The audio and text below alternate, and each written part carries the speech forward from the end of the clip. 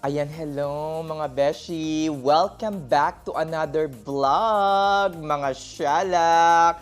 At nakikita nyo naman sa video na to is, or title ng video na to, ang title ng video na to is, respond ko doon sa nag-comment about US citizenship. Ito ay gusto ko ng may mga mangilan-ngilang mga subscriber before ang nagko-comment about the benefits of being a US citizen, kung plano ko ba daw mag-US citizen after 5 years of being a green card holder, di ba? So, in my case mga beshi, ito ha, in my case, mga beshi, ang US citizenship ay magaganap after ng 5 years ko dito as a permanent resident, okay? Kasi ang green card ko is through employment. So once you have hold that green card, which is a employment-based green card, you will be eligible to apply for US citizenship after 5 years. If you hold a green card through marriage, I think it is just like 3 years. So, yon mas mabilis. So, gusto ko lang mag-respond dito sa comment ng isa kong subscriber or kung sino man, kung hindi man subscriber, nag-comment lang. O, di ba? Gusto ko lang mag-respond para clear tayo, di ba? Alam nyo naman ang vlog ko, mga beshi, my life here in America. Real life situation, kung ano yung nangyayari. Walang sugar coating, wala lahat. Kung depressed ako, depressed ang pinapakita ko. Kung happy ako, happy ako. Kung lalayas ako dito, lala.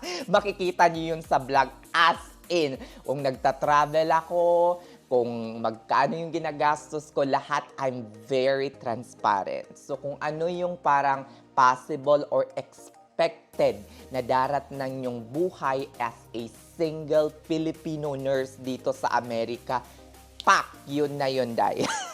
Shalak! Okay, simulan na natin. Ito yung comment niya. I don't know kung American ito or nagpapanggap lang na American. Charis! O diba, napaka-ano ng bunganga ko, yung parang napaka-prangka ng bonggang-bongga. As in, yun na yon.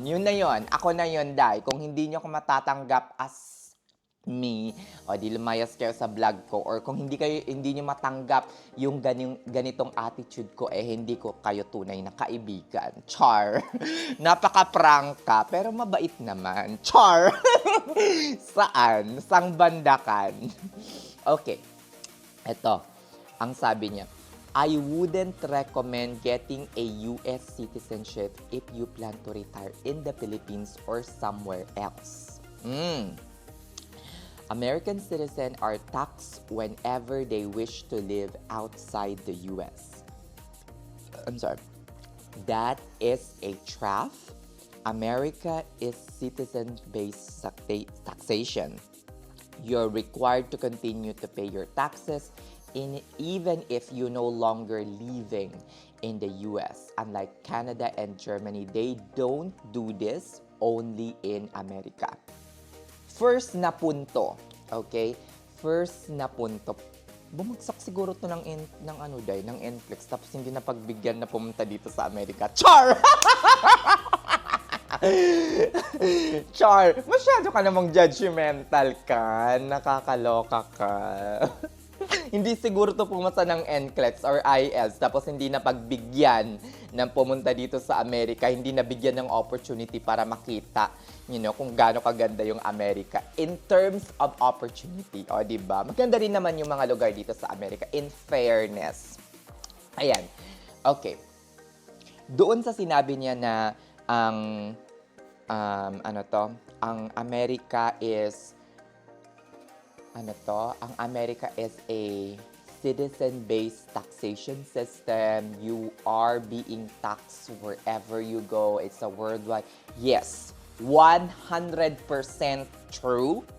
You are required to file income tax, okay? Wherever you're working. Philippines, Saudi Arabia, Qatar, Abu Dhabi, lahat na, mga beshi.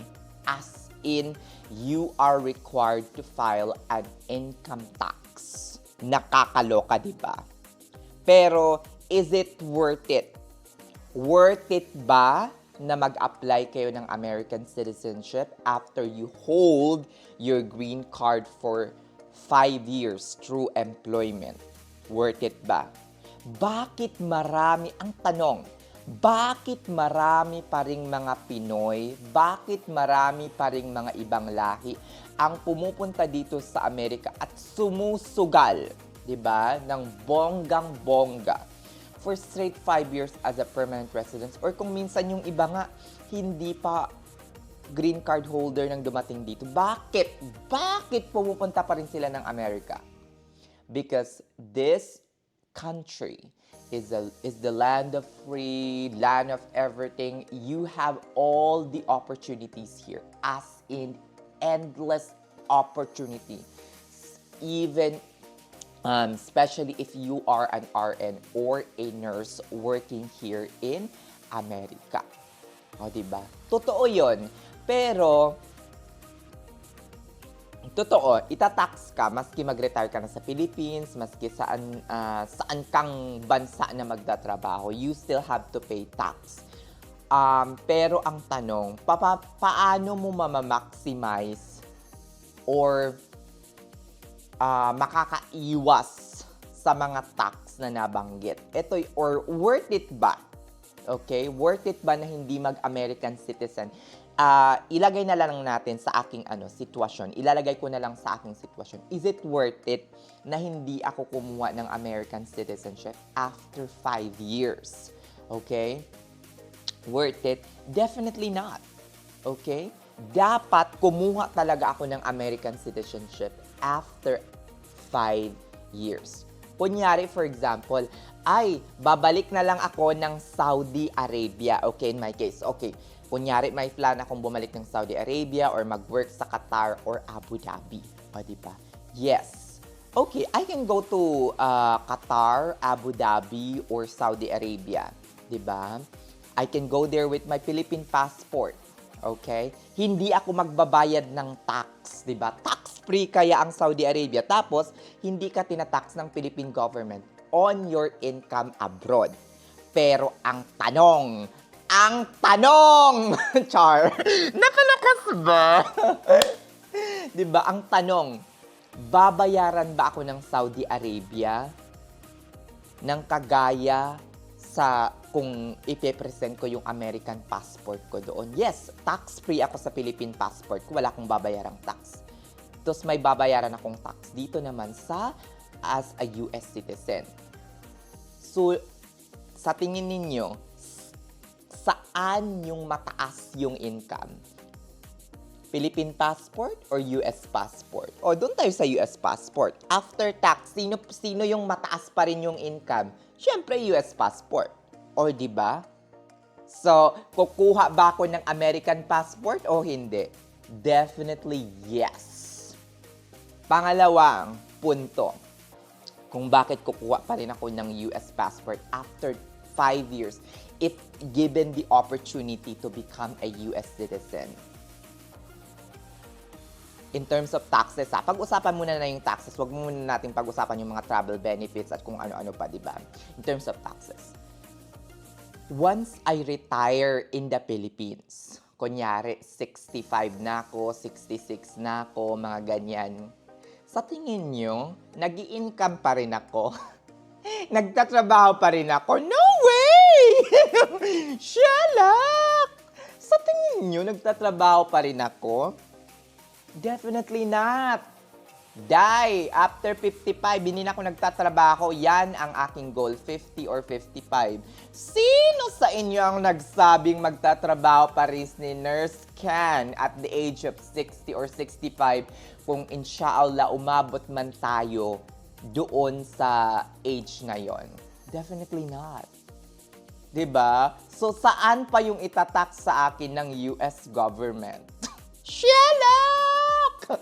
Mas makakapag-benepisyo pa ako kasi if I live or retire in the Philippines, I can claim my Social Security salary or Social Security benefits in the Philippines, send it from the US going to the Philippines. O, di ba? Hindi na ako kikita sa Pilipinas. Hindi na ako magtatrabaho sa Pilipinas at my retirement age. Definitely not. Shalak! So wala nang habol ang US government sa akin. Kasi nga hindi na ako nagtatrabaho. Magtatrabaho pa ba ako sa Pilipinas? Minimum wage? Yung totoo, day, 500 pesos or 1,000 pesos? Definitely not. Ang gagawin ko ay magbubuhay prinsesa na ang lola nyo. Shalak! Pangalawa, if ever after 5 or 6 years, uuwi ako ng Pilipinas. Hindi ko na nagustuhan dito sa US at still, nag-apply ako ng US citizenship and I am a US passport holder, will I still be taxed kapag nagtrabaho ako sa Pilipinas? Every year. Okay, ito yung masasabi ko. The Philippines has a tax treaty with the United States of America. Every year, nag-i-increase ito. I think right now, for 2024, ang tax exemption ay umaabot ng $120,000. I'm sorry. Mga ganun, $120,000. So, magkano iyon? Kunyari, for example, I think nasa 120 or something. Ibaba na natin. Gawin na lang natin $100,000 times 55. 5.5 million. So, pwede akong magtrabaho sa Pilipinas, kumita ng up to 5.5 million or 6 million, okay, sa Pilipinas, kung kikita man ako ng ganito, 'di ba? And this will be tax-free. It will not be taxed, day. Okay? Hindi ito itatax ng US government okay? As is. Shalak! O, 'di ba? For as long as itong pera na to is nagbayad ka ng tax sa Pilipinas, 'di ba? On your income. In which sa Pilipinas, kung nagtatrabaho ka para sa isang employer, ano na yung tawag nun? Parang income tax. Ay, naku, nakalimutan ko. Tax withheld something. Tinatax na siya ng employer mo diretso. So, for as long as that you are paying the Philippine tax government or tax sa government ng Pilipinas, you will not be taxed by the US government. Shalak! O, diba? Mga hinayupak talaga kayo. Kapag nasa Pilipinas, hindi pa rin ako magbabayad ng tax dahil sa treaty na ito. Kapag nasa kapag nasa nasa Saudi naman, mas lamang pa rin kung magtrabaho ako sa Saudi with my US passport. Kasi after tax, yung salary ng isang US citizen ay mas mataas pa rin kesa sa salary ng isang Filipino citizen. O, diba? Shalak! Kaya bago tayo mag-recommend, hindi ko inaano yung subscriber na to. Bago tayo magdesisyon, research muna tayo ng bonggang-bongga. As in, mga beshi. Research. Kasi bago ako pumunta dito, ang nabi kong nasasagap na chismis from hindi naman siguro credible na mga chismos. Unlike me, musang, pero credible. Charis! Meron palang musang na credible. Ayun, di ba? Hindi pwedeng umuwi within the first 5 years ng kapag naging green card holder ka. Hindi pwedeng lumabas ng bansa within the first 5 years or else maapektuhan yung application mo for citizenship. Beshi, maling-mali. O, di ba? Kaya bago tayo magdesisyon or bago natin gawin ang isang bagay, muna tayo, mga beshi, mag-research muna tayo ng bonggang-bongga. Research as in knowledge is power. Shalak! Ayan. Pagdating naman sa travel, mga beshi, travel. Oh my God, seamless travel, passport, ang daming visa. Visa-free country compared sa Philippine passport holder ko. So, ang pangutana, charis! Nahawa na kay kay Winky. Ay! So, Ma'am Santos, ayan, char. So, ang pangutana, mga inday, ito, ang una kong pangutana sa inyo. Mag-US citizen pa ba kayo? Comment down below! Shut up! Ayan. Comment down below sa mga kuners ko na nandito na sa Amerika kung kayo ay mag-US citizen pa rin. Shut up! Siyempre! Nakakaloka. O siya, sige na mga inday. Hanggang dito na lang ang aking vlog. Bye! Shut up!